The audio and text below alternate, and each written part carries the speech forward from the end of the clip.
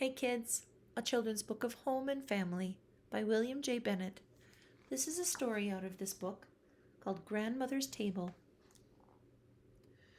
Once there was a feeble old woman whose husband died and left her all alone. So she went to live with her son and his wife and their own little daughter. Every day the old woman's sight dimmed and her hearing grew worse. Sometimes at dinner her hands shook so much that the peas rolled off her spoon and the soup splashed out of her cup. The son and his wife frowned at the way she spilled her meal over all the table and onto the carpet, and one day, after she knocked over a glass of milk, they told her that enough was enough.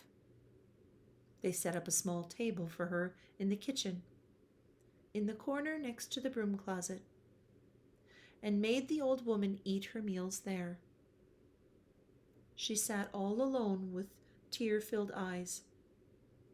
Sometimes the son and his wife would stand nearby and talk to her while she ate, but usually it was to scold her for dropping a bowl or a fork. One evening, just before dinner, the little granddaughter was busy playing on the floor with her blocks, and her father asked her what she was making.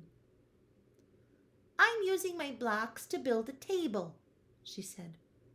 "I'll put it in the corner for you and Mother, so you can eat by yourself when I get big." Her parents thought about what she had said for a minute, and suddenly they both began to cry. That night they led the old woman back to her place at the big table. From then on, she ate with the rest of the family and her son and his wife.